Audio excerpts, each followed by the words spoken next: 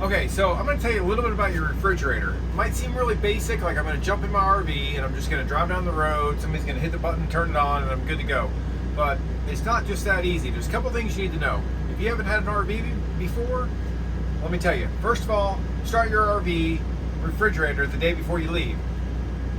Unlike your house, your RV is going to be hot in here to begin with, especially if it's middle of summer. It might be 100 degrees in here, so it's sitting out in a parking lot or in storage or whatever, and it's hot. So it takes a day to cool down. So turn your refrigerator on the day before you leave. Second, when you turn it on, like right now I got a green light telling me that I'm good. Green is good, red is bad. Shows that I'm plugged in. Okay, so that's because it's actually plugged in at this time. That gives me, I'm good to go because I'm on the plug.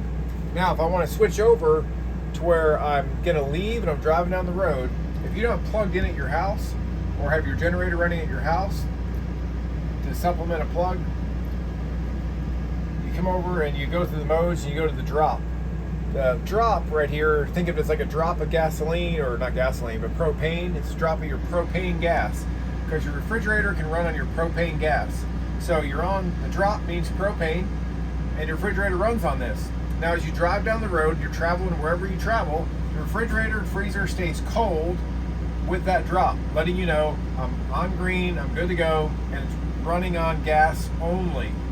So the next thing is when you get to your campsite, you gotta switch it back over to the plug.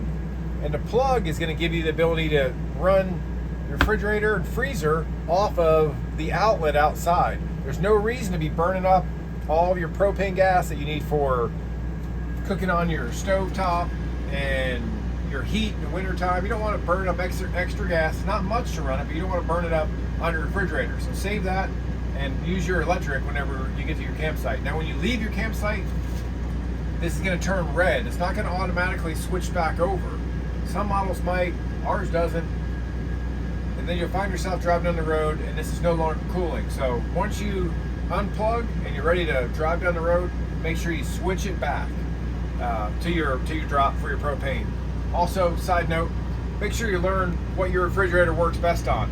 Ours is fine on 3, and these snowflakes, it tells you how cold it is. 3 is fine for us. By the time we hit 4 of them, stuff in the refrigerator is freezing. By the time you hit 5, I don't know, we've never used 5 before. The only time we even use 4 if it's about 100 degrees outside and we can't keep it really cool in here.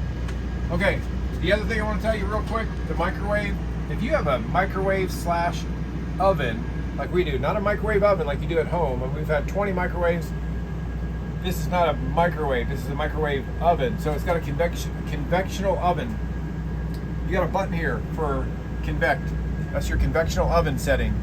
Once you hit the convection oven, you can pick your temperature, say 400, and you start. And that's gonna start preheating. So right now it's gonna run, I'm gonna stop it, but it's gonna run to preheat.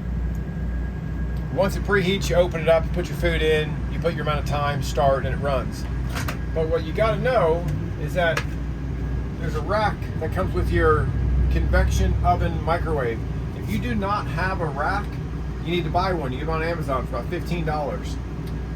Take out our glass and the little plastic deal that it rolls on inside there, and then we just use the rack.